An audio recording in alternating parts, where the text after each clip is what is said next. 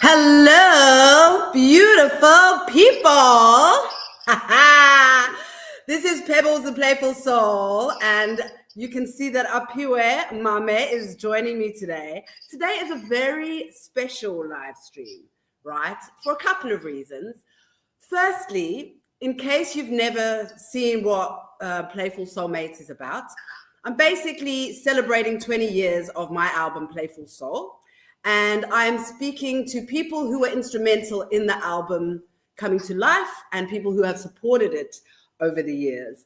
And that's why it's very special that Aphiwe is joining me, because we'll get into it just now. But before we do, I need you to please subscribe to my channel, because if you subscribe, then it's just going to make all the subsequent streams and things that we do really cool. Okay. The second reason why today's live stream is so freaking cool is that I am manning the things. Okay, so if you see like a little bit of a fumble, please forgive me, because I'm not used to being like a tech person, you know? Anyway, Aphiwe, thank you for being here today, my darling. I really appreciate you. And thank you for being a super fan. So I would like for you to just like tell the people who you are, what it is you do, and why I have asked you to join us, because I kind of saw something that you posted somewhere on X or somewhere. So yeah, I'm gonna like let you do your thing, doll. Is that okay? Cool. Thank you so much, Pebs. So awesome to be a part of this journey. I mean, I've been listening to the music for quite a bit. So how I come into the greater scheme of things. Before I get into that, actually, I was asked to introduce myself. Look at me getting ahead of myself. So I am Aphiwe Mame. I am a comms specialist. I'm also a media practitioner, and also I do a bit of cultural writing. So I focus on a lot of cultural moments within the entertainment industry in South Africa. I am from a little town called Makhanda, also known as Grahamstown, which is part of the story somewhere. How I came about connecting with Pebs is that I was reminiscing about Playful Soul, and I did a thread of her music, including her sophomore album as well, of course. But for the most part, a lot of the music from Playful Soul really resonated with a lot of people on Twitter. And I still call it Twitter, by the way. I'm just being a millennial. A lot of people resonated with the music, and a lot of stories came out of that. And people were just posting about how, it was their first time listening, to very like alternative music that was not on the scene at the time. A lot of people were citing, your YFMs, just remembering the days of growing up in Joburg, and that kind of nostalgia. So that's how I come into the picture. And fast forward, after tweeting that post, someone posts that, she'll be performing in Cape Town. I'm like, oh my goodness, I'm based in Cape Town, so let me go and check her out. And then I went to the performance, which was super. And then I introduced myself to her, and lo and behold, she saw the tweet or she knew about the tweet. And do you know that so many people forwarded that tweet to me? Obviously because of the nature of Twitter, it takes on a life of its own. But I've had people even last week sending me that tweet. They're like, have you seen this? And I'm like, actually, yes, I have. I even met with the chick that started the thread. So it's so cool. I never knew that I would meet you, for example, somebody who has liked my music over the years. I love the fact that at that gig that you came to, which was at Selective Live, that you came up to me and you were like, hey, and you told me this whole story. You were so excited. And I was like, oh, wow, this is nuts. Because in my mind, the album came out so long ago that I don't think that there are people that still appreciate it, or that, that are still listening to it today and have something to say about it. And I think it's through people like yourself that I was given the gumption, if you like, to do this kind of thing and to celebrate the album 20 years after the fact. So I thank you. Yeah, we are going to have another guest joining us just now because, there are so many super fans. We obviously couldn't have all of them on. But you mentioned that you're a cultural writer, right? Yeah. What does that mean? And what would you say the music landscape was like back in 2005? Sure. So part of cultural writing is really capturing and archiving, significant moments within the entertainment industry. I focus specifically on music and television. So I started out with television, and then because I love music, I studied music at school. So it was natural for me to sort of finally write about music. And I was kind of hesitant because for me, writing about music gets very technical because I want to talk about the rhythm section. I want to break about the composition, the vocal layering, and then the mixing. So I was like, it might be a bit of work. So let me just do television. So then I ended up, trying, sort of testing myself out. And I was like, let me just write about music and see where it goes. I started out with threads, and then I ended up, doing fully writing about albums from back in the 2000s. Now, your second part of the question is about how the music landscape looked like around that time. So I think it was very innovative. I mean, at the time, we seeing like this emerging new sound of, jazz. We seeing, again, you coming into the picture with neo soul. I refuse to call it Afropop because it's not Afropop. I feel like it's mislabeled. It's not Afropop. Thank you. Thank you. It's not Afropop. There was a debate on Twitter. I said, let's not call it Afropop because it's not. But yeah, so the early 2000s, we saw a lot of sort of innovative music, and also people were playing around and experimenting a lot. I think that's what we lack almost with the contemporary sound of today. I think I miss the times where people were so experimental, where they would mix genres, borrow from different genres. Earlier on, I was listening to Optical Illusion, the hip hop band, which actually they released their debut album in 2005 as well. The one that went mainstream, because the other ones, obviously, from Hype magazine and the singles that. But you know that they were in the same label, obviously, because I mean, you always do your research and stuff. I do.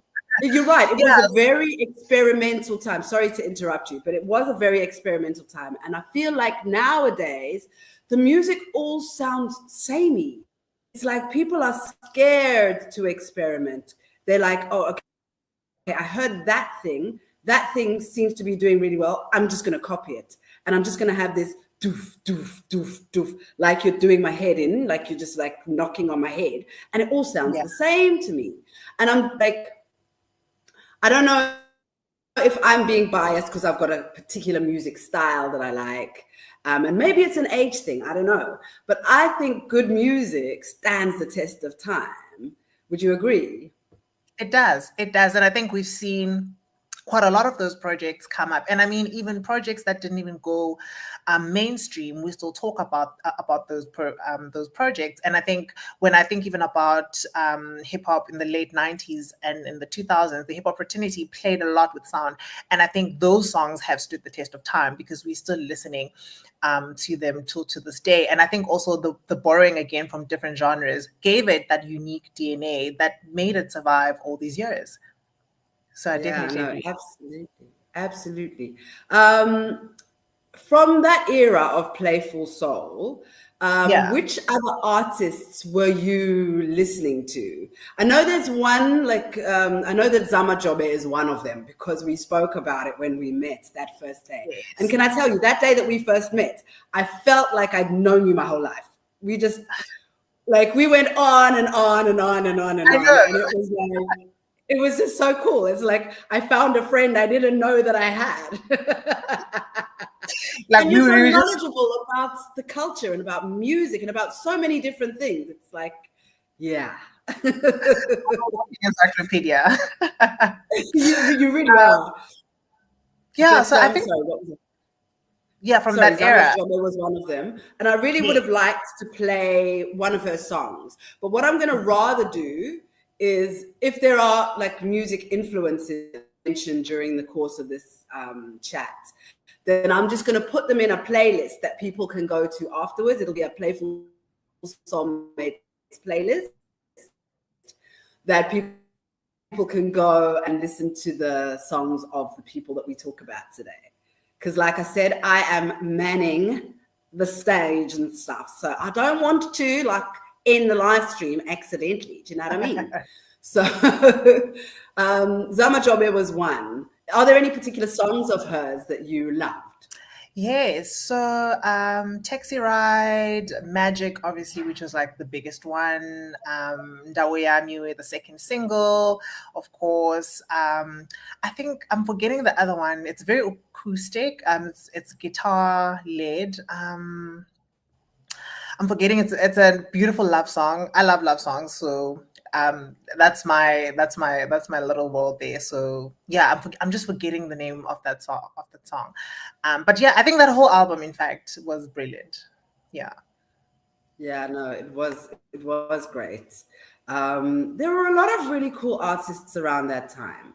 And I mean, we had our Zama Jobes, there was a whole like house thing that was happening around the same time. Do you remember WhatsApp Pussycats? That I don't know why I'm thinking about that now. I think I was having a chat with somebody earlier.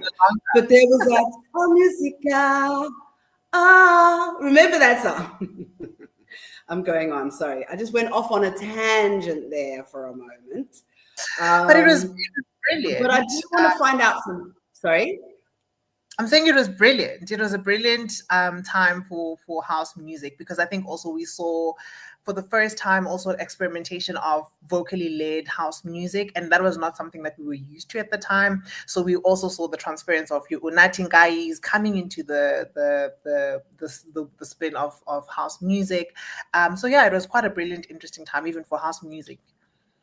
Yeah, I mean, vocalists, I feel, I was chatting to Zubs last week, the last letter. And one of the things that I said was that I feel that us hook chicks, as we were known, us chicks that used to sing on the hip hop songs, we made the hip hop more accessible to a wider audience. And I think you're right when you say like the Unating guys who went into the house realm and even won a Sama for the song that she did with Liza Uzola, Zola 7. Like, I think that is testament to the fact that when this feminine energy came onto these very testosterone-led songs and genres, it just made them nicer and more easy to listen to. That's just my take. I don't know. I love that take. I love that take, because I do think that the hooks played a very important role in bridging audiences. I think I don't think I would have been listening to, and in fact, back then, so my older brother was part of a hip hop collective, and I just felt like it was a lot of noise. I was just like, no. But I think with having the hooks on some of the music, you were just like, oh, hold on, I love that. And I think even with music from the United States, I mean, without your Faith Evans, your Nevaehs, your Coco from SWV, like Sisters with Voice, so it is SWV. I always mess up that acronym. I don't think I would have been listening to a lot of some of those hip hop singles that were coming out at the time. Yeah. No, I get you. I do want to add our other guest. I'm just not sure if they're out of the green room yet. But I am going to add another super fan. His name is Feisal Desai. Feisal. Yes, hello, good evening, everyone. Can you hear and see us, my love? I can hear you, I can feel you, and I can Hey, Feisal Desai. Aphiwe Mame. Welcome Hi, to my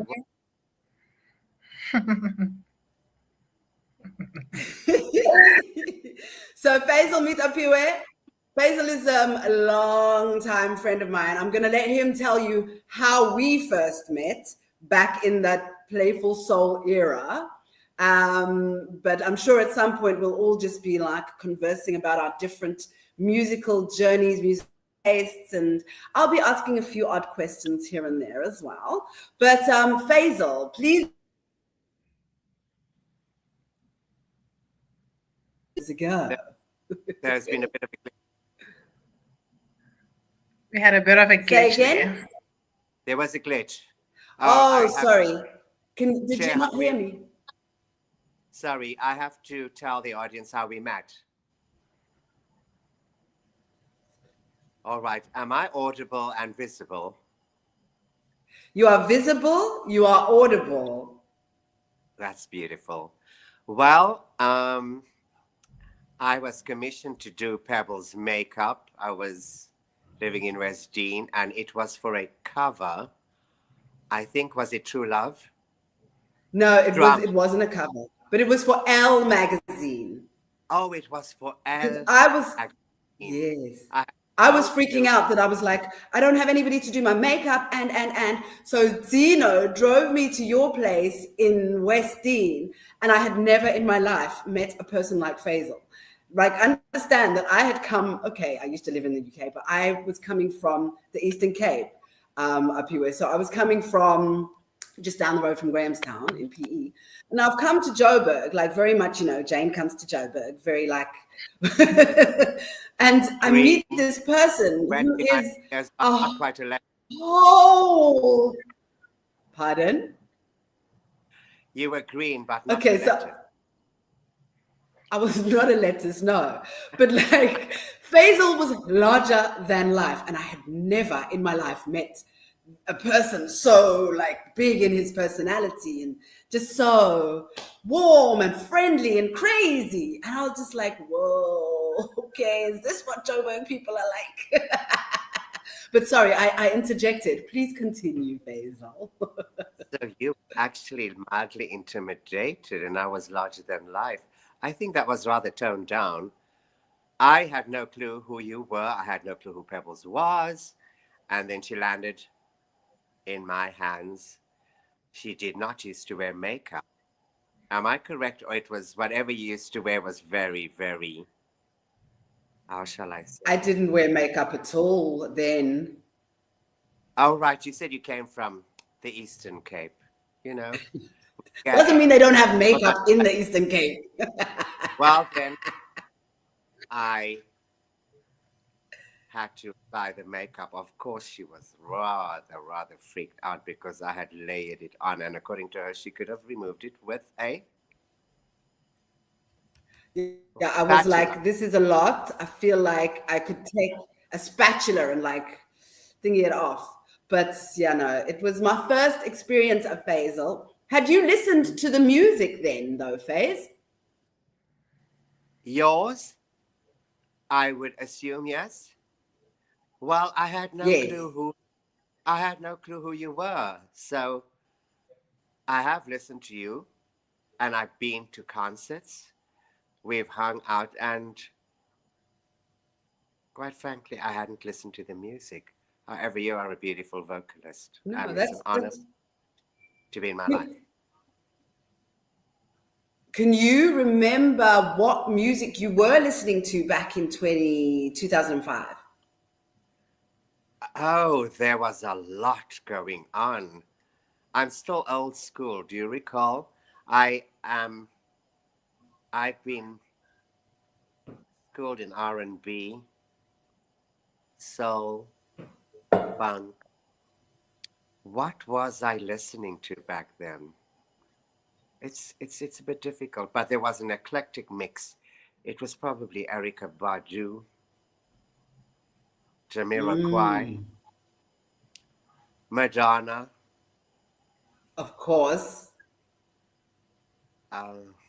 Sade. Ever. We'll be listening to her forever and a day. And don't you love how she doesn't age? Like, she does not age.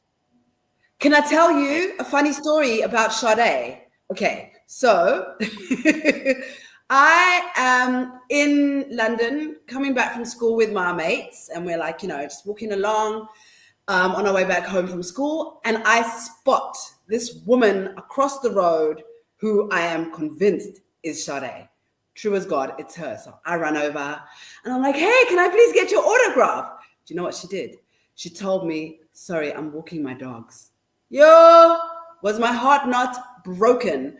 I vowed never to buy one of her CDs again. I don't think it affected her career, but that's my Sade story. I still love her to bits and pieces, but I will never buy her album or her music. I will appreciate it and I will listen to it, but I'll never buy it. You can stream it. I actually had a similar experience with her in a club in Jungle. No, a club in Berlin called Jungle. I was there with some friends of mine, an American photographer, Catherine Dumas, and this super amazing, I shall say, transsexual, or back then, what were they called? She was amazing. Her name was Sugar Moon.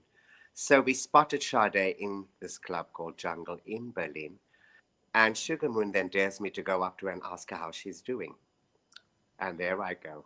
She's walking up the stairs and I'm behind her. And then we finally meet as we approach the floor. And I'm like, "Hi, Sade. How's it hanging?" Oh, my Lord, did she look aghast? And she turns around and asks me like, "Well, what do you mean, what's hanging?" In other words, I was trying to ask, how are you doing? This was just a dare. Well, of course, I didn't exactly walk away with my tail. I was a bit miffed. I mean, you're speaking to the queen of whatever you call it. What's the genre of music? Soul. I just let it be, and I went to sleep, and I felt like kicking her ass. That was my experience with Sade. Your Sade story. Do you have a Sade story, Aphiwe? I don't. That's surprising for me because, okay, of the many things that Aphiwe does, right? She is a cultural writer. She has worked in TV. She has worked in radio. Do you know that she even worked for the BBC at one point? But like when we were chatting for the first time, like the day that we met, when I felt like I'd known her my whole life, she was like, "Yeah, no. And I spent 5 minutes working in da-da-da-da." I was like, and then she's like, "And then I spent 5 minutes working at da-da-da-da. And then spent another 5 minutes. And I'm just like, is there any job in the media space that you haven't worked in? I mean, you were at Vuzu at one point. You, like you say, you studied music at UCT, where you met some, you were studying with some really cool people. Tell the people who you were studying with. Drop a name or two. So I was around the time of Zoe Mutiha, Langamavuso, and Ndumiso Manana. But I wasn't in the music faculty, though. I was doing humanities.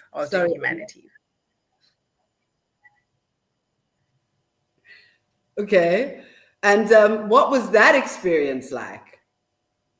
It was brilliant. I think also, encountering young people who were pursuing music. I think, obviously, as I mentioned to you, my dad was very like, you need to do a serious thing. So we're not, this music thing that you're telling me about not happening.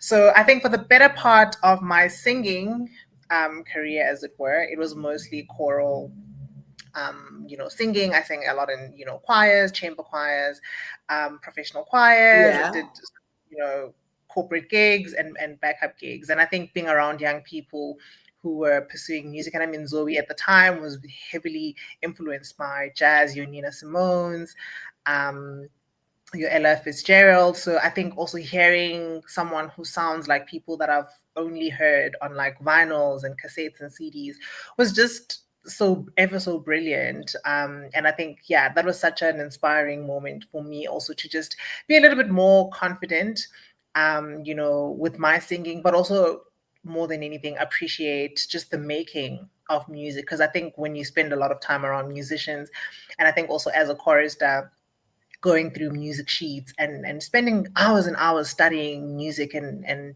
compositions, you gain a much more organic appreciation and a much more intimate appreciation for music. So I think that period really defined how I related with music and how I consumed music, definitely. Oh, nice. And I mean, I would have loved to study music. I mean, it's not too late for me to do so. I'm only 49, so there's still time. But do you find that when you listen to music, you listen with a more critical ear than most people? I try not to, but I do sometimes tend to get a little bit technical. And I think it's mostly for me, not even the singing per se. I focus a lot on the instrumentation of the song. Because I generally listen to people who have good voices. So it's only the few times where I'm just like, I'm not sure about the vocals. And I mean, there's a lot of that happening in the music these days. So yeah, let's not go too deep into that. I'm gonna bring it back. I'm gonna bring it back because I could talk about that the whole night, and I don't want to go there. But what I do want to do is bring it back to Playful Soul for a bit. Yeah. Is there a specific song on Playful Soul that stood out for you? That was just like, whenever you hear the song, whenever you heard that song, it would take you somewhere, and it meant something to you. Yeah.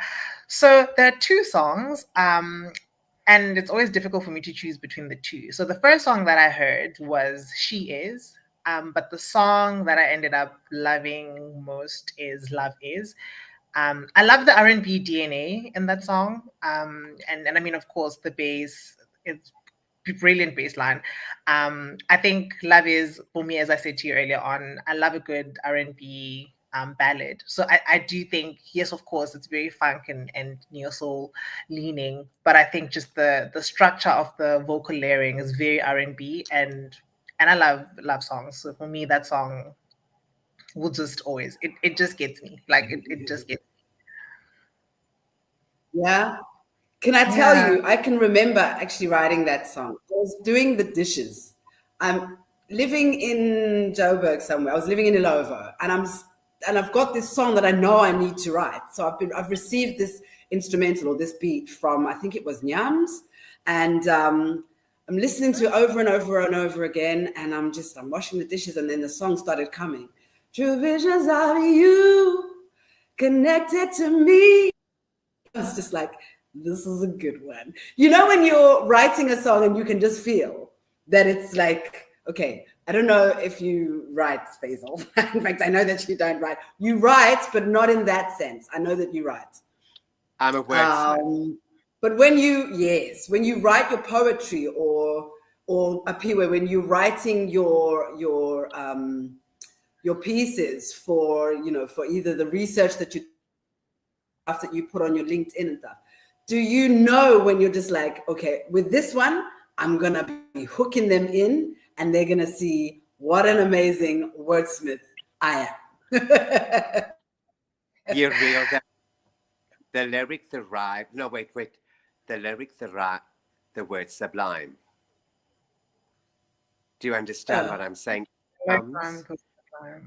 That flow, and it will make sense if there is a flow of words connect. Move. But my question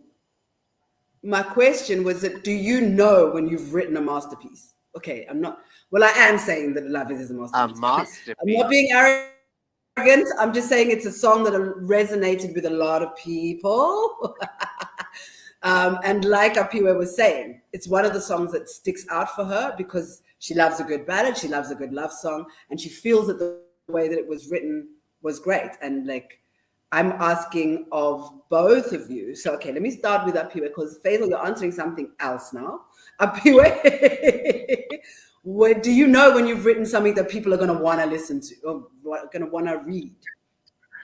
I do. I think, and I used to, even when I was back in varsity, I would know, because I consider myself to be an essayist before a writer. So I used to know that all my essays, in fact, all of my essays, I knew that this is, even for me, I'm like, did I come up with this? This is crazy. So I usually know. I'm currently writing, I've just finished 2 pieces on Shaga Ilembe, and I think when I finished the second one, I was just like, yeah, this is going to be brilliant. I can't wait to see how people are going to receive it. And I think for me, it's also just, I think being able to tell the story through words and being able to allow the words to also evoke the emotion and place it almost to the reader where your emotions were when you're writing. And for me, music also drives a lot of my writing. I can't write when it's quiet. So I rely a lot on music to drive the emotion in my writing. And I mean, sometimes I write about quite serious things. But even then, I'll listen to like your Simpiwe Danas, I'll listen to your Jimmy Lulu's, your Judith Zapumas, just to sort of, I suppose, ground me within the words. So I definitely know the first piece that I wrote on City Sisla, I knew, like, I just knew that, because that was the first piece, in fact, that got a lot of, that went viral and got a lot of like attention. And for me, it told me that, oh, okay, maybe I am a writer, even though I didn't consider myself to be one, but it told me that I was. So definitely. Yeah. I find it interesting that you say you write listening to music, that it grounds you. There is something about music, depending on what song you're listening to, can really either help you focus or get into a zone, or like, I know that I'm probably not alone in this. I'm sure there are a lot of people that do this. But when I want to cry, I know that there's a Nina Simone album that I'm going to play, and the tears are going to flow. And once I've gotten them out of my system, then I'm like, whew, okay, that was good. But then I can also schedule a meltdown for another time, just by knowing that when I play that album, or when I'm like newly in love and there's a playlist for, But anyway, Feisal, I have a question for you. Is there a song or a lyric of mine that has stuck to you like glitter? Because I know you love glitter and I love glitter and sequins and all of those shiny, sparkly things.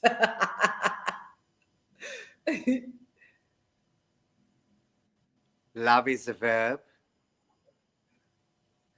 Okay, so that was the show that I did. That I did. Okay, sorry, my brain is going whoo, whoo, whoo. Love is a verb. Why love is a verb? It's what we feel. Why does the term love is a verb stick out for you? What is it about it? It's just beautiful. It's beautiful. It makes one feel a lot of things. That love is a doing word, because a lot of people use it in the context of Great word. It's a doing word. Yeah. And it that can love, like myself. Yeah. Speaking of love, do you remember that song? So Feisal, as I said, is a wordsmith, right? And he will just he'll just randomly send me a WhatsApp of a lyric or something. He'll be like, this is your next song, right? So the one day he was like, you need to migrate into love. And I was like, okay, wherever am I going to use this? When am I ever going to use this? Okay, fine. Then I moved to Cape Town and I'm walking along the promenade and the sun is shining, the sky is blue, the clouds are there, and I start singing, like just writing this song, marshmallow clouds in a clear blue sky as the wave crash on into the sea. But basically the song is called Migrate into Love. And I messaged him. I was like, Feisal, I've written the song. Do you want to hear it now? He's like, no, wait until it's finished. I'll hear it when it's finished. And I was like, because when you just want to share, like immediately. You know what I do like? You burst my bubble. That really sticks out. One of your songs, that line, you are phenomenal. I love that. Yeah. That's a good one. Yeah, that's a good one. So that's obviously from my second album, Phenomenal. But yeah, I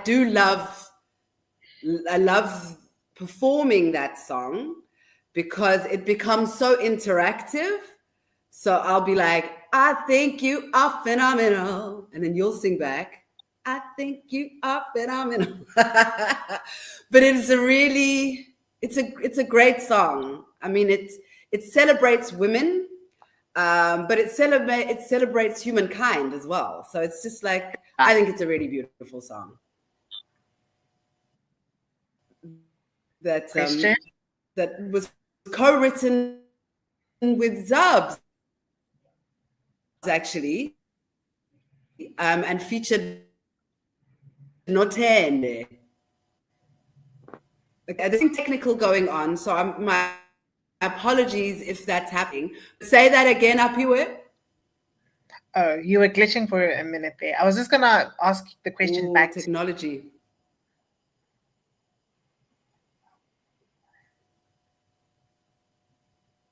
The question back to me.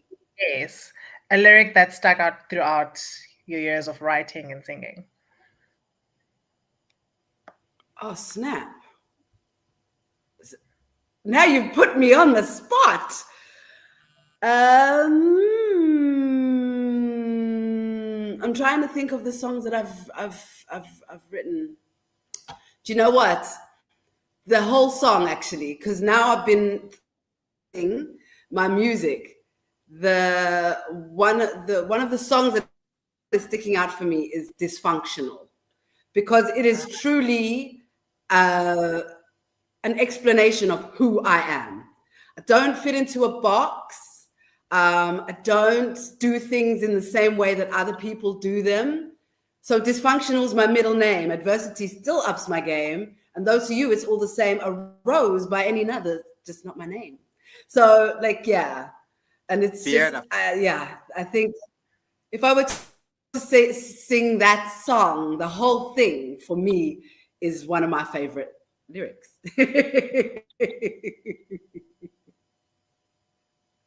Yeah.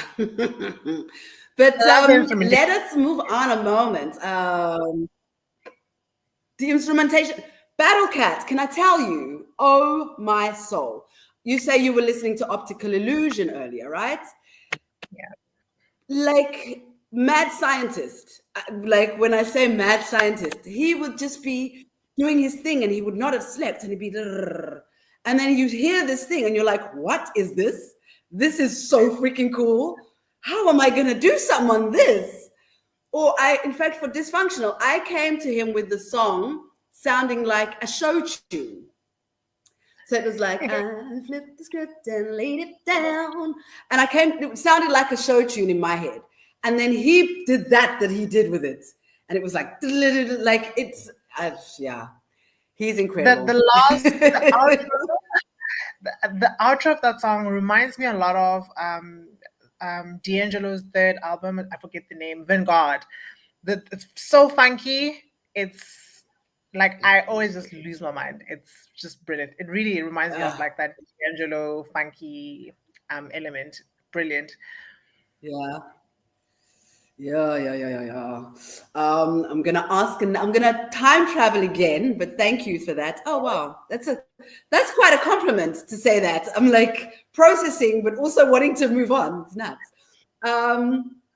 To go into a time capsule for a bit. So Feisal, you are a stylist. You work with clothes. You have an appreciation for what looks good on people. And I wanted to ask you, what were you wearing back in 2005? What do you think of the fashion that was 2005?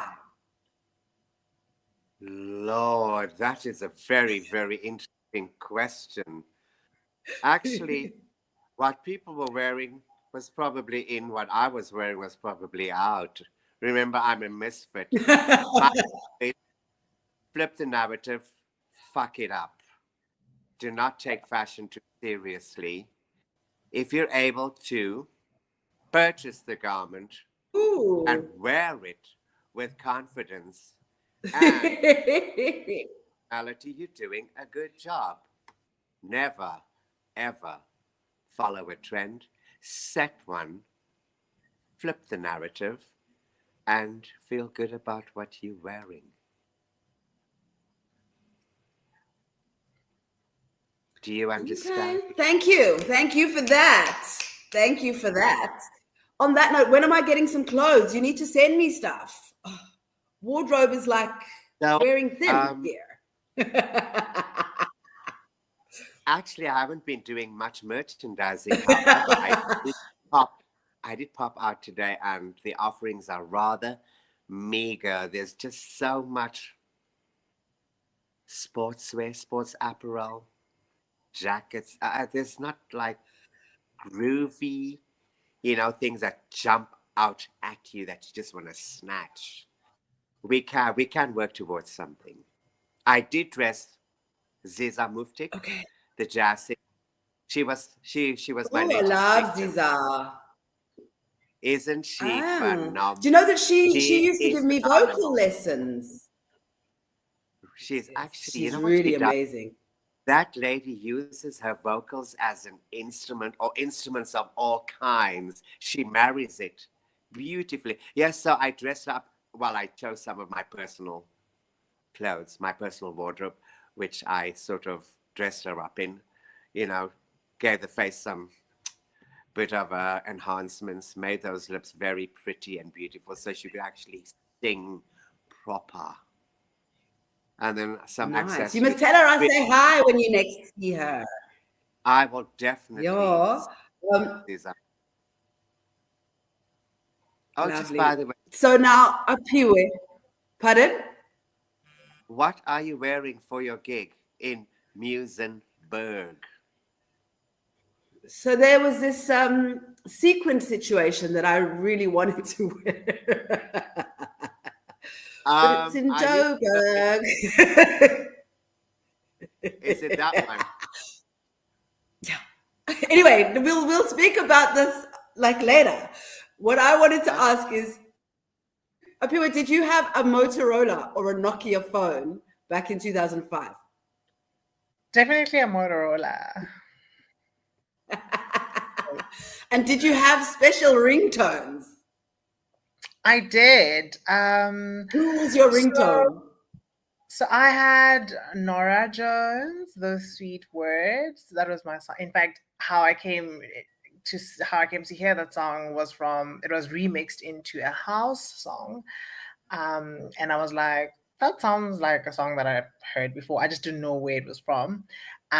Turns out it was a Nora song. Oh. So yeah, I ended up making it my ringtone. But my Motorola was actually like a hand down from my older sister. So but it was there. It was a I phone think anyway. back then all of our phones were hand. Say again. I'm saying, but it was a phone nonetheless. Yeah, no. I think back then all of our phones were hand-me-downs. This thing of new phones and paying 30 odd grand for a phone, I don't get it. I don't get it. Neither I do mean, I. yes, the camera is great. It's got some cool functionality. It's nuts, eh? Cool functionality, which most of us can't even figure out. But we just want to have the latest phone because it's the latest phone. No. Anyway, coming back to you as people. So what is it that you're working on now that you're really excited about? I know you mentioned Shaka Ilembe Aphiwe. What other things are you working on at the moment, whether they're music related or not? Because I know that they're all in the creative realm. Yeah. So I am currently working on a chapter. I can't say much about it. I'll be presenting at an academic conference happening at UCT. It's on television. As people should know that South African television will be celebrating 50 years next year. So the chapter will be looking at Oh, that. wow. Yeah. So yeah, that's what I'm currently gearing towards. So people should keep an eye on that, and I'll definitely also be putting it up on my social media. But yeah, that's what I'm currently working towards. So trying to finalize that. Yeah, focusing on South African television. Nice. So that means that you've been delving into the archives, I imagine. I can't wait. Like, I wish you could tell us what it is. I wish you could tell us what it is. I'm so nosy. I just want to know.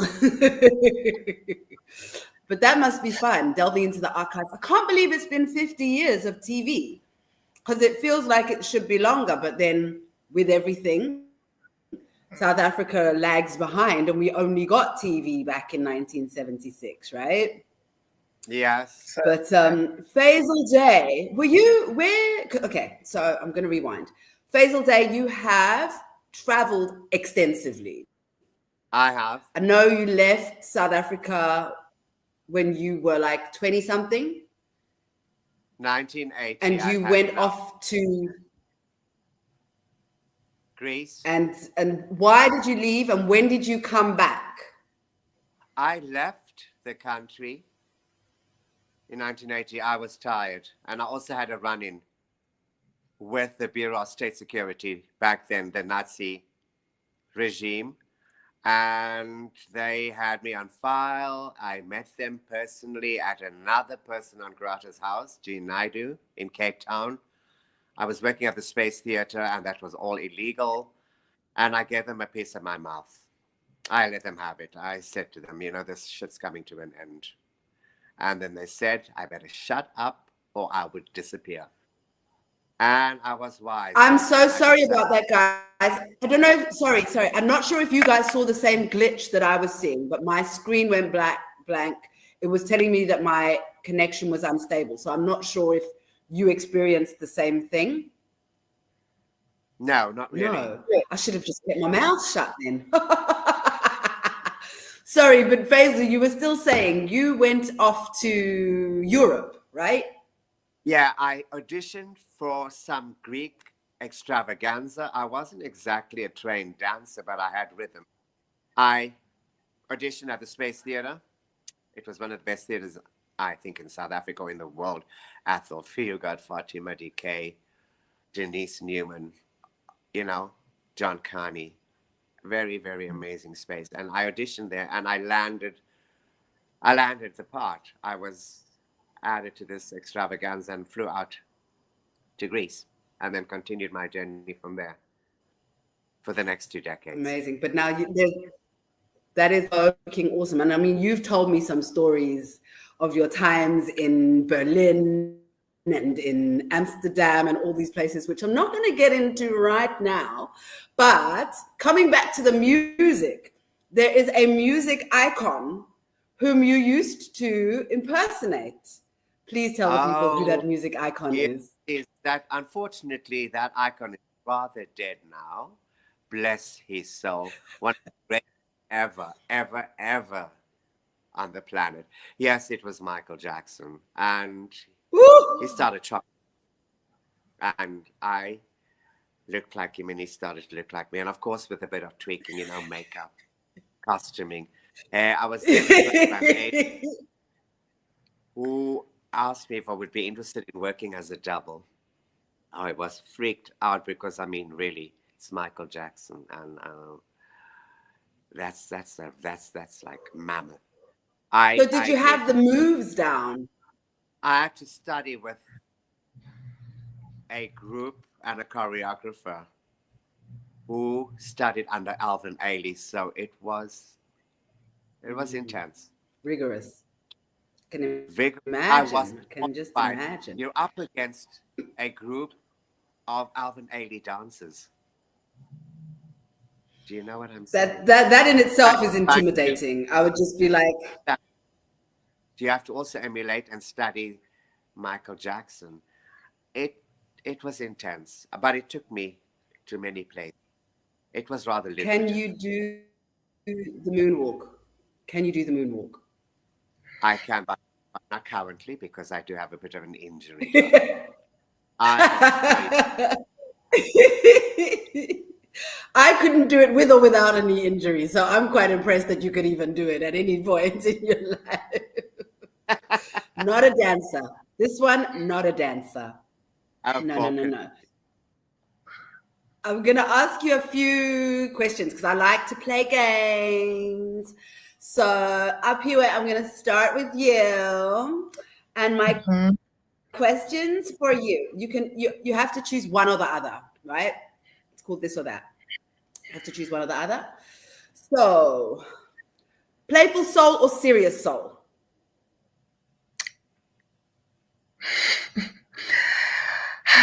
That's a tough one. Serious. Studio or stage?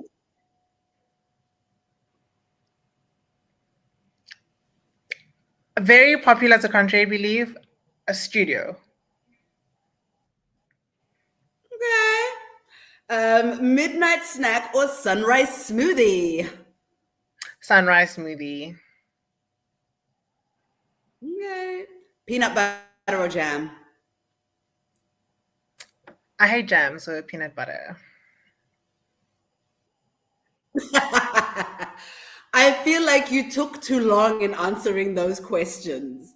So that's not a good thing. But you say studio over stage. Why do you say that?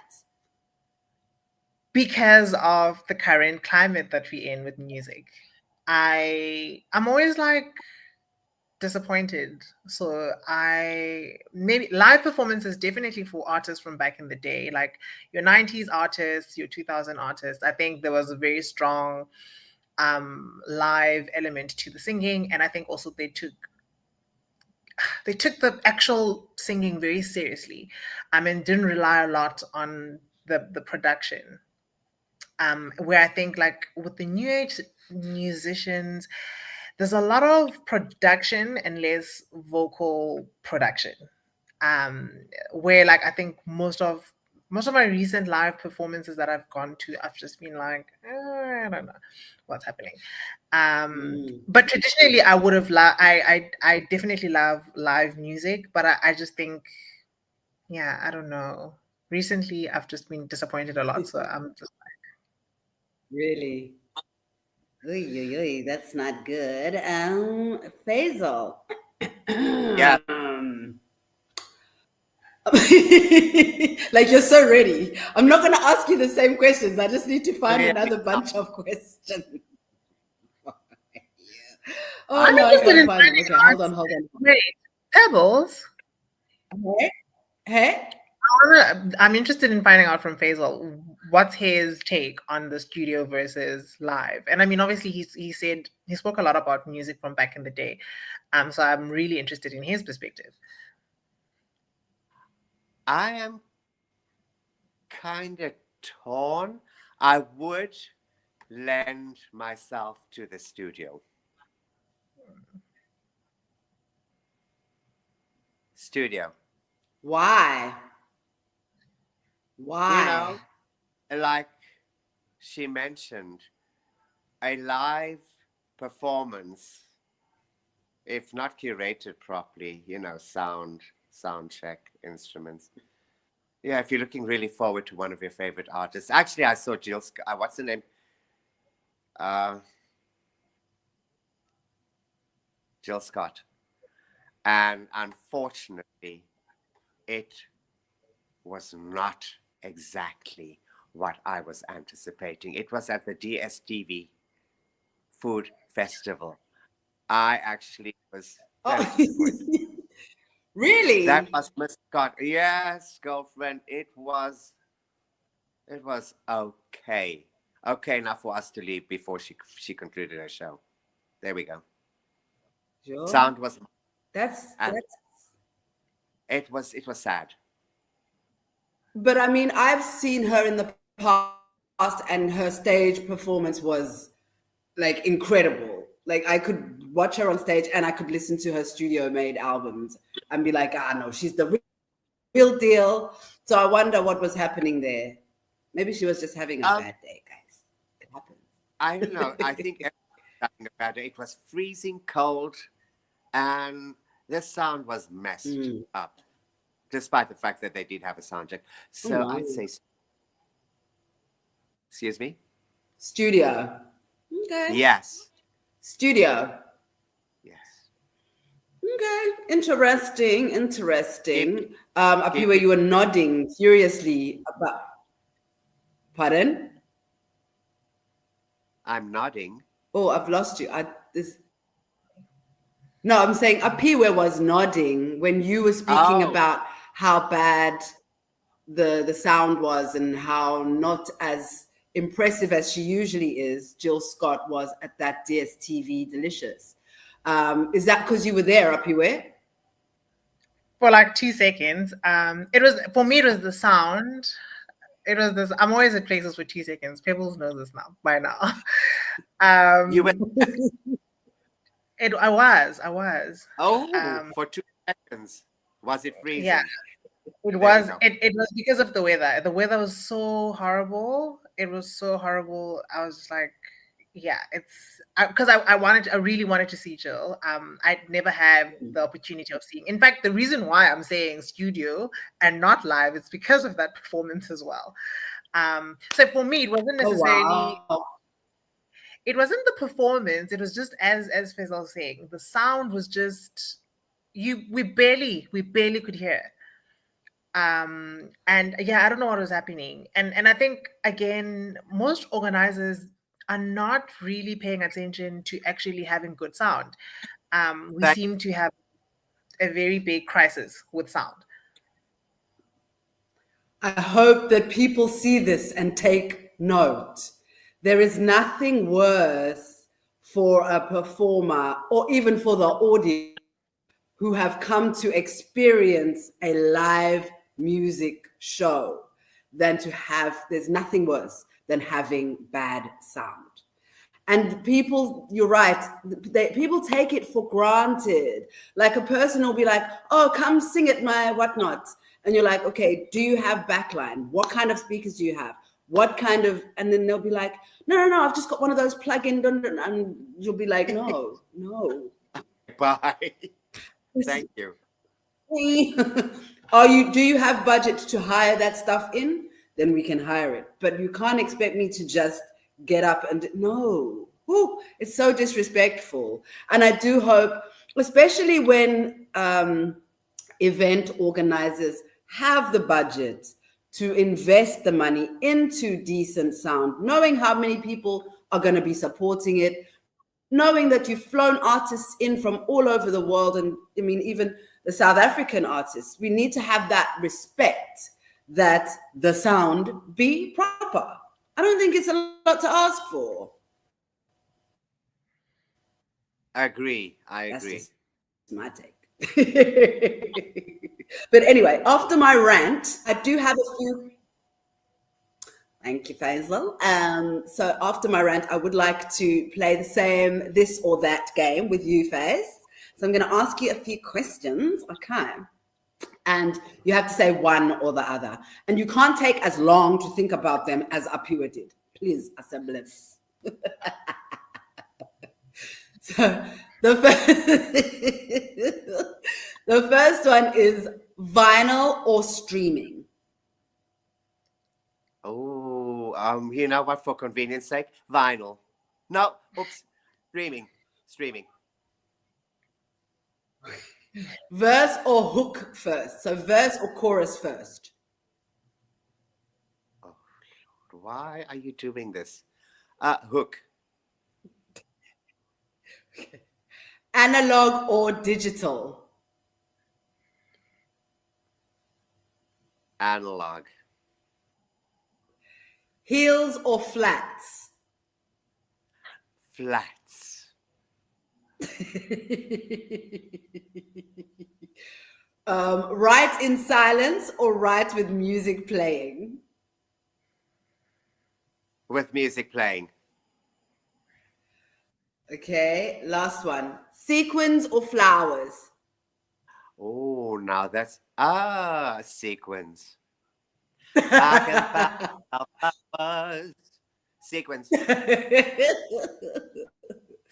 Oh, yeah. I also love sequins. Like, there's something about shiny things. This is something I just love. I love shiny, glittery, Flowers bright melt things. and die. Sequence come alive with a light. Oops. But now, why did you say? Okay, firstly, you said vinyl over streaming, and then you changed it to streaming over vinyl. Why is that? I'm about convenience. Vinyl, you need the accoutrement, you need the tables, you need the needles, and we're living in like great technology. I mean, the technology is fabulous now, so why not go back? It's convenience. Got you. Okay, fair enough. Bringing it back to Playful Soul. So now that we are in 2024, right? Yeah, 2025. What would you say the relevance of an album like Playful Soul is to you today? Starting with you, Faze. Oh, the relevance of an album. Yeah, Playful that was Soul. released 20 years ago. Uh, I'm a bit tongue-tied. Maybe you should ask Aphiwe first. Okay, Yes. Aphiwe. What is the relevance of an album like Playful Soul today? I think for archival purposes, one, and history and the legacy of music in the country, I think the album represents the sound from back then. It represents the genius from back then. I think what makes it relevant is also to showcase the potential and the possibilities of the sound that we can create as a nation. I think, as you said earlier on, we've kind of gone so commercial to the point where music doesn't have unique DNA and unique identity.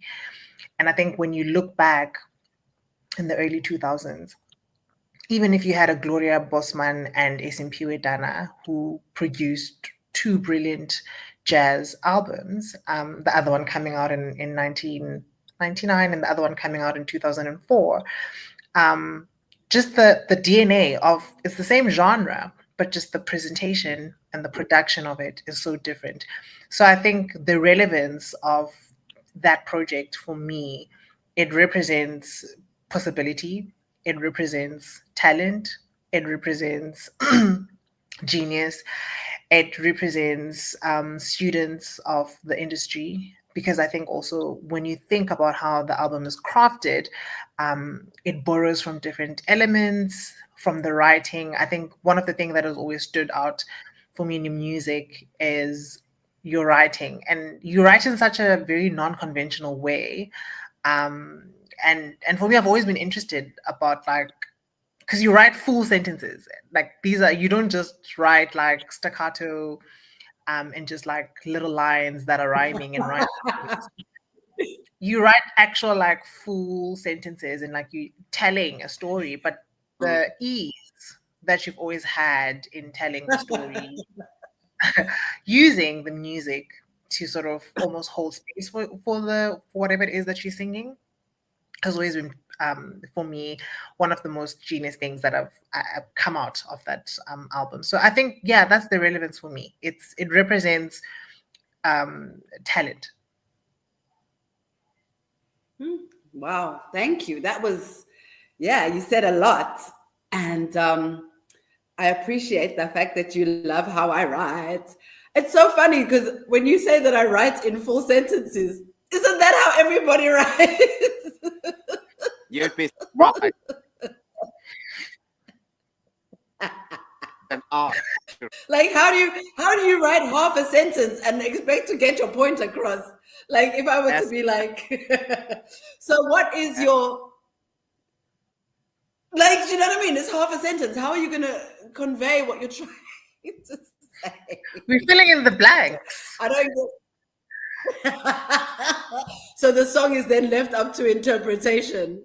Yes. By filling in the blanks. That's nuts. But thank you, because that is actually something that I pride myself on is songwriting. And I am not always the penman of the songs that I sing.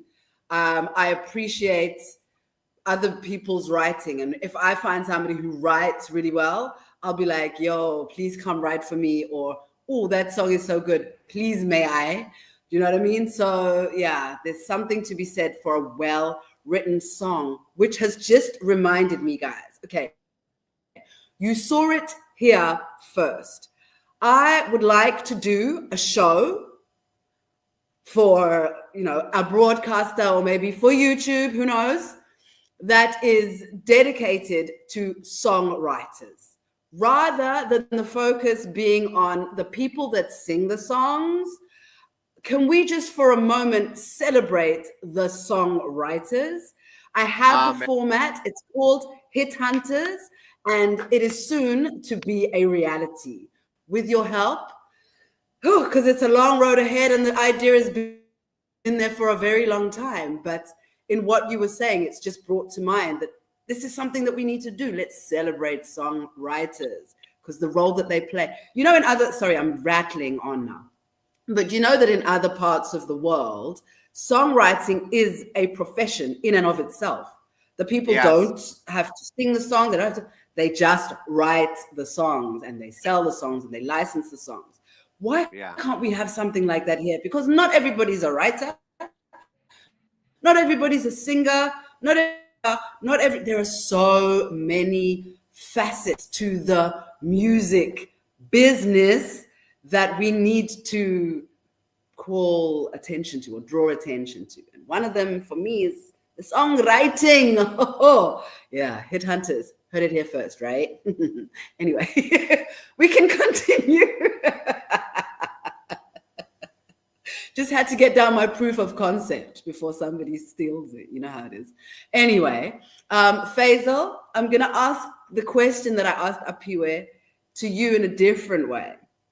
If you look at the playlist of music that you're listening to today, how different is it from what you were listening to back in 2005? We could take it even further back. However, having said that, the music, oh God, it's really sad. Lyrics, it's so watered down, like the soul of the song left the building. Do you know? It's all so commercialized. So how is it different? There's no romance. It's just a lot of music sounds the same, and it doesn't transport you back to a place in time where you could actually relate to a song and where you were at the time in your life, and also what you were feeling. It's all so generic. All right. So are you saying that there are no songs now that you're listening to? There are no recent songs that you're listening to. You're listening to old songs today. Is that what you're saying? I still lean towards, old school. I mean, back then, like in the 80s, I think the 80s, as the 80s faded out and the 90s came into play, there was a lot of exposure, like musicians, singers, etc., etc. But the music started sounding differently. It got more vulgar, more ugly, more techno. The soul was lost. The soul. Speaking of soul, and also because of the whole Michael Jackson thing, and we've lost the soul in music. Motown, I don't even know why I've gone there, but I'm going there. Motown was a thing in and of itself that revolutionized music as we know it, right? Yeah. If there was a Motown artist who stood out the most for you, who would it be, Divide? Ooh, that's a very interesting question. Of course, Diana Ross. If there's a cure for this, Diana Ross, one of my favorites. There were many, many, many. Riri Franklin, Gladys Knight, all those divas, my flavors. The list is endless. And Aphiwe, how about you? So I think similar. I think Aretha, definitely Patti LaBelle. Who else? I think also there were a lot of bands, right? So there were a lot of groups as well. So we saw a lot of groups within the Motown era, which is such a brilliant thing to watch because I think I feel that Motown was almost like the university of music because by the time they would leave the groups, they would be so seasoned that they were so, because for me, when I hear, by the time Petty leaves the Bells, as it were, you almost can like see the growth and just I don't know, like it's just still there. So I really think that era also primed and groomed a lot of musicians who not only sang in that era, but also listened or grew up listening um, to that music. So definitely, I think Motown. I mean, my dad has one of the biggest vinyl collection of the 60s, 70s, and 80s, and I grew up on that. I literally used to sit under his vinyl player. He had those big ones from back in the day. And I used to write my homework underneath there. And almost all the songs that I grew up listening to, when I would hear them sampled in music in the 90s, when your Tamias were sampling and your Deborah Cox and all of these different artists, it was just brilliant. Also, just you could see the synergy and also the way the eras transitioned. Because when we went from the 80s into the 90s, how they were able to still be innovative, but still almost pay homage to the greats, and take a little bit from that stock and add it into their music. And I feel like with contemporary music, I think Faisal was talking about it just in terms of the writing. And I wanted to jump in and say, even the fact that we don't even have, I don't know, this is like everyone talks about this, we don't even have bridges. Like, it's just verse, chorus, verse, and the song is done. And you're just like, oh, okay. The That's song is interesting. incomplete without a bridge. So I think, yeah, like I think for me, Motown played an important role in just priming the ear, priming how you sing and how you think about your voice.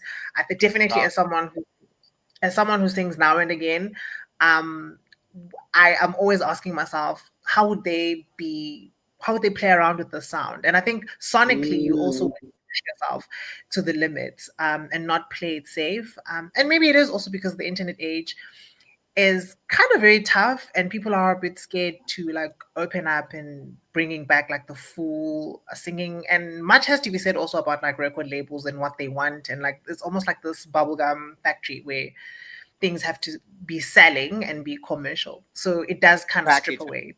I definitely think Motown played a very, very nice ingredient in our music from back then.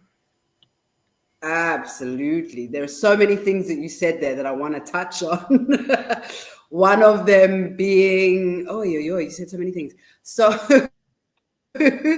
the record labels you spoke about, do you think that there's even still a place for the old school traditional record label when artists can literally just sign up to TuneCore, put their songs on there, release them digitally to all the digital platforms? There are tutorials for days on how to do things. There are workshops that one can attend. There are all these tools that we have available to us that I don't think were around back in the day of the record label. Do we need the record labels anymore is my question. We do, because the reason why we have a problem is because we've removed record labels.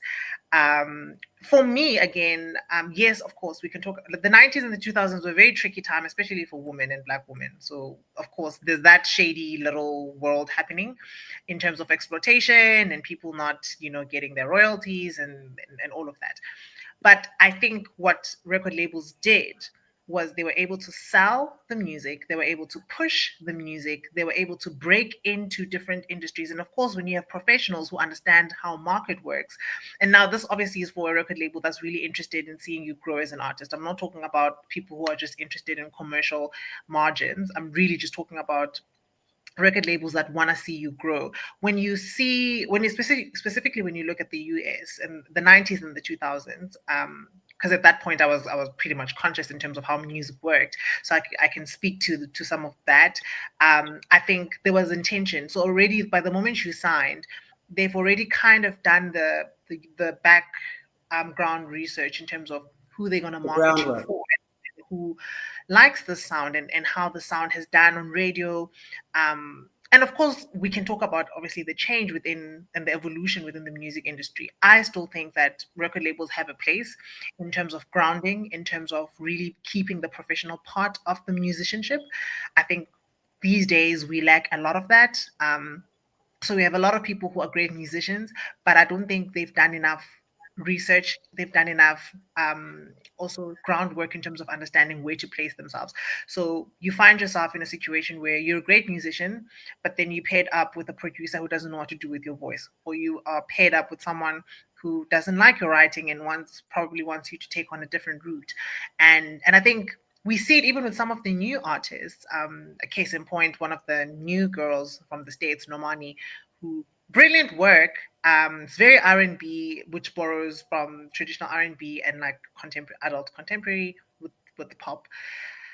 But again, because there was this such a big push and pull between her and her label, the actual project just fell flat. Like it just didn't do anything. And it's great music. And I think some of those case studies tell us that there is a place for record labels because the formula is there, right?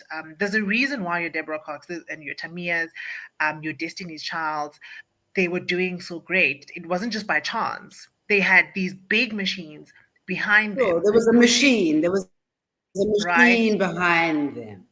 So I think we tend to and oftentimes that machine. Sorry. Yeah, you can go. No, go for it. Yeah, I was just going to say. No, I was going to say, and oftentimes. Sorry, it's the lag. But I was going to say that the machine can take something or somebody who's not necessarily raw talent. It can be just a potential that is seen by the machine to make money. And it's like, okay, if we position this person like this and we license their music to these people and we do, I hear what you're saying. There is a place, but I have my reservations about record labels for my own personal reasons. I'm not going to get into today. That's a story for another day. No, I mean, as I said, I think it's also not lost on me, right? Some of the very interesting things that happen behind the scenes. I think we know a lot of stories. I mean, especially here at home. I think South African music industry was one of the laziest music industry compared to global music spaces and global music landscapes. I think there's a lot of cutting of corners. I think we lack a lot of collaboration. There isn't a lot of innovation. In fact, most of the great music that has come out of this country is not even signed or is part of labels.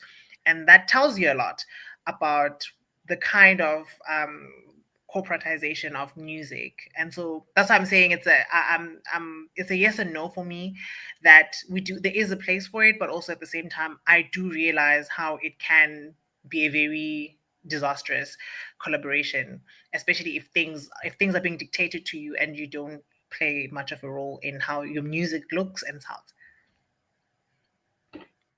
And oftentimes when you're coming into the music industry, you're so green that you don't know necessarily what you want, or you don't know what you are allowed to push back on, or you know what I mean? There's a lot that one doesn't know, or at least back then that was the case. I feel like now we have more access to that information, and we should be able to learn from the mistakes of people who have come before us, that to own your own publishing is something that you need to fight for.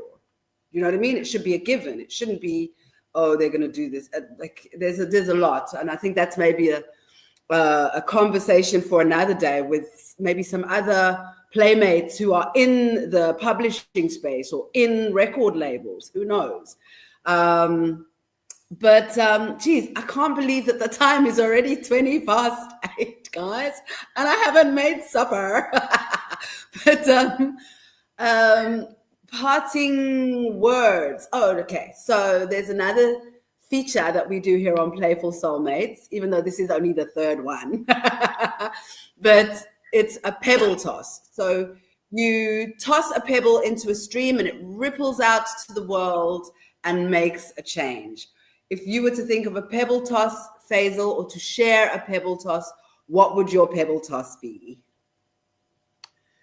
Be authentic, spread some love, and live your life according to your tunes.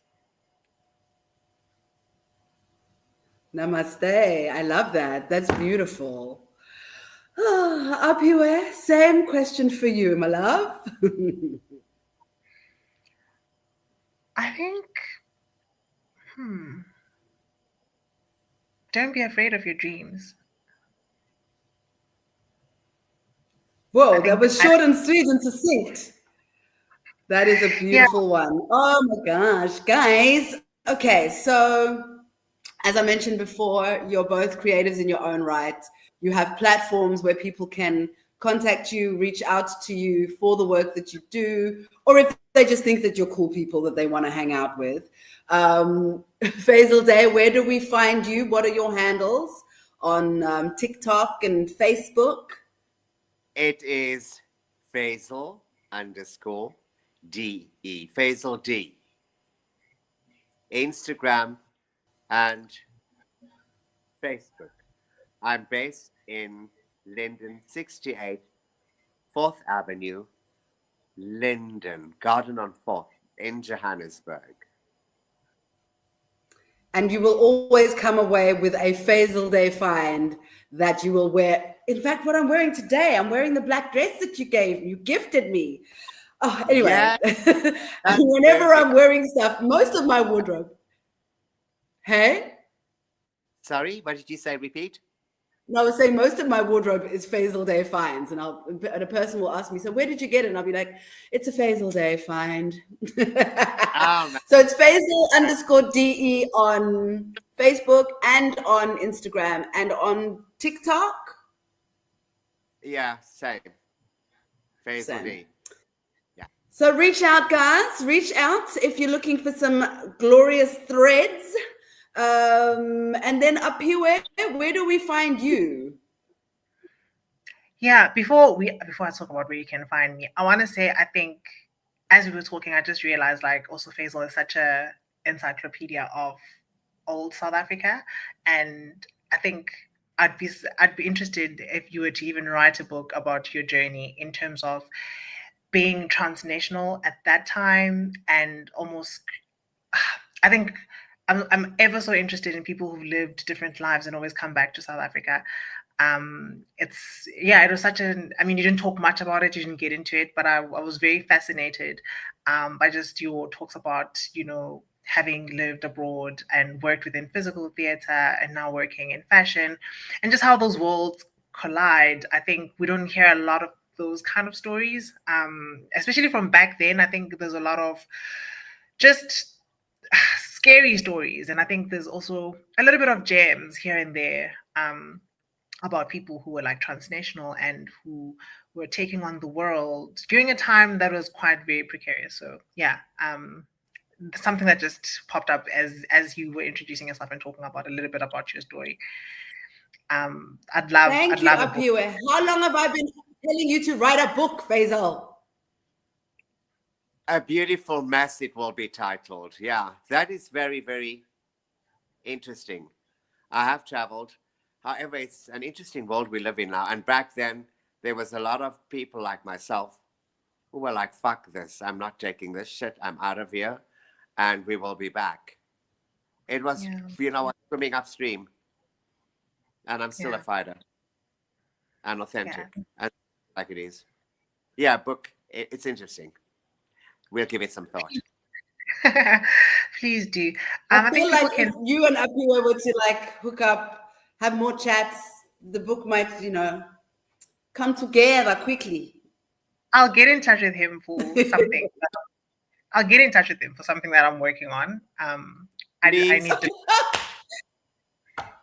See, I love this. This is what I live for. Oh. Oy, oy. Yeah. So folks can find me on Twitter. It's at Aphiwe Mame. It's literally my name on the screen. That's about it, actually. I mean, yeah, that's where I post most of my work anyway. Twitter, you're on LinkedIn. I see articles every day. You're on Facebook. I see articles every day. But basically, across all the platforms, Aphiwe Mame is where people will find you. Yes. Lovely jubbly. Oh, is there anything else that you want to say before we call it a night and I go cook my supper? Yes. Two things. I'm interested in, how did you feel when you completed working on this project? That's one. And then two, I wanted to check, did you know that actually there's someone who used the same beat for All My Life in 2008, an Australian rapper? Whoa. Whoa. Okay. So firstly, how did I feel? After I completing? was super, super excited because the idea of completing an album, not something that I had thought I would do. I knew it was something I always wanted to do, but now I had it and it was like a physical thing. And I'd had a photo shoot, and then there were people who had done press for me and written a press release, and there was all of the stuff that had happened. I was like, oh my God, this is so cool. I didn't realize that that was only, for me, it was the end. It was like, I've done it. What I should have realized is that this was just the beginning. Now the work needs to start. I took for granted the fact that you've got to market yourself. You've got to be out there. You've got to be performing. You've got to be networking. There are so many things that you need to be doing. So I think I took it for granted, but at the time I was like really excited and really chuffed. And can I tell you what the turning point for me was? That I didn't push as hard as I could. I didn't win a Zama. I was nominated in 2 categories. And I mean, how was I going to win against, who was I against? It was, I think it was Judith Sepuma. It was Sibongile Kumalo. It was, there were 2 other, but anyway, it was like heavyweights. I don't win. So what do? I sulk. And I say, no, I'm not doing this music thing anymore. And I went back to my day job until I don't know, another 5 years later, I was like, actually, I need to be making music. But anyway, that was the answer to your first question. The second question, I had no idea that there was another song with the same instrumental as All My Life. Who's the artist? I need to go and find it. I'll send you a link. It's 360. It's called Understanding. Yeah, I can't remember now, but I remember I stumbled upon the song a long time ago. I just remembered today because I was listening to Playful Soul again. I was like, oh, actually, there's an artist. Is it the whole thing? Because there is a sample. Because that means that Nyams gave it to more than one person. But he's Australian. Oops. There's this other artist, I'm saying Nyambo, who wrote it, yeah, he must have given it to more than one person.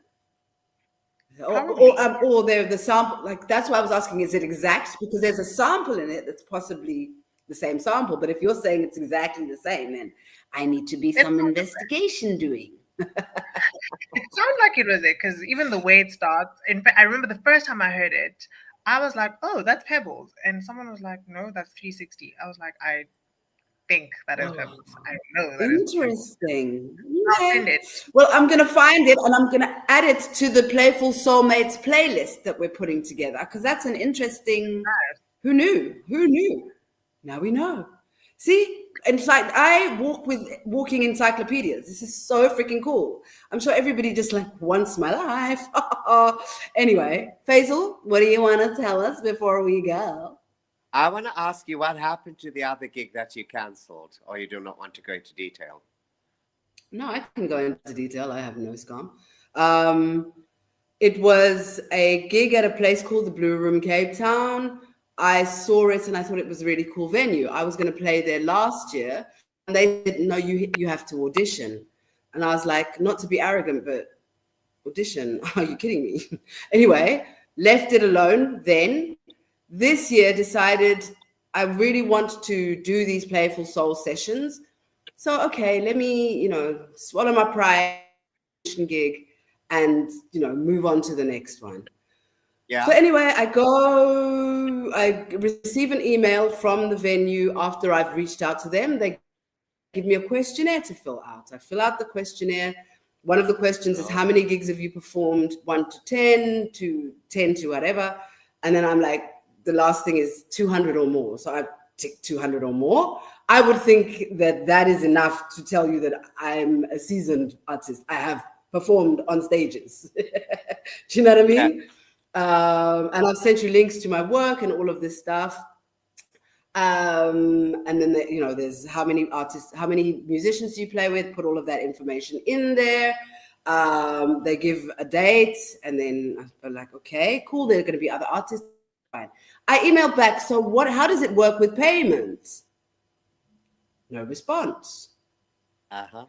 I say, did you receive my previous email? I was asking, how does it work with payment? No response.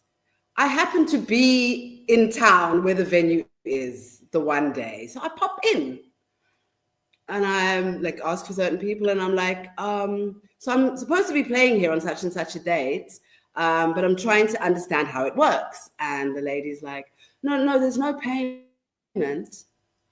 Oh, okay. What? Interesting. I'm going to need to run this past my band, but fine. Because I'm thinking, okay, maybe we do it and we can get other gigs from it. I'm still considering. Then I go and I'm taking pictures of the space because I always like to have experienced the space before I perform there.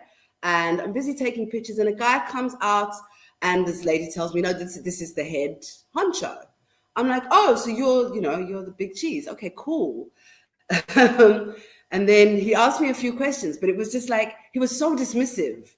Because I was like, no, I've already been given a date. He's like, oh, you're dealing with so-and-so. I was like, yeah. He's like, oh, okay. And then that's fine. And I was like trying to engage and very dismissive. That put me off. Then I go to my band asking them, would they be willing to play this gig as a favor to me in the hope that we get more work? The first dude is like, yeah, Pebs, nah, sorry. The other dude is like, oh, only because it's you. However, these are the issues that I've had with this venue in the past. They don't pay, they give you excuses, they do. And then the other guy tells me, that I played a gig there in March and they still haven't paid me. I'm just like, okay. So we spoke about it and we decided, nah. We don't need to do this to ourselves. Yes, I've marketed the gig, but you know what? I would rather stand behind my band and say, let's take ourselves seriously. Let's get the respect that we deserve. Let's not be exploited by venues who think that we need exposure. Do you know what I mean? Anyway. Whew, that was a long answer to a very brief question. But yeah, that's why the gig was cancelled. However, there is a gig on Saturday at the Commons in Muizenberg. It's going to be so much fun. I've been rehearsing with my band. It's such a blast. I was even rehearsing before we came onto the live stream. I was like rushing to get here.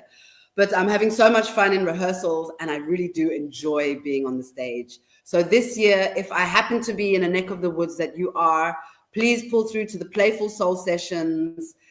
You will enjoy them thoroughly. There may be the odd new song, not just songs from Playful Soul. But guys, I cannot thank you enough for joining me on this episode of Playful Soulmates. You have been incredible soulmates. Really appreciate you, really love you. We will be engaging outside of this platform, I know for sure. But thank you so much for your time and for your beautiful energy and for being a part of this. I really appreciate you. We thank you. Aphiwe, a pleasure meeting you. And we will cross paths. Yeah. I'm going to cry because I'm so emotional. Thanks, Pebs. Hey? No, I'm saying thanks. Oh, yeah. So I'm just going to say thank you, guys. And to those of you who are tuning in, thank you for watching, firstly. There will be another episode in 2 weeks' time where I will be chatting to, obviously not going to tell you, you're just going to have to tune in and see or check out on the socials who it's going to be. It's going to be a goodie. Please do subscribe to my channel. Watch some of the other content that's on there. There's always some fun stuff. I'm going to be putting a playlist of the songs that were mentioned today into the Playful Soul, Playful Soulmates playlist. And thank you for tuning in. It has been real. Y'all are amazing. And I thank you. Good night. Good night.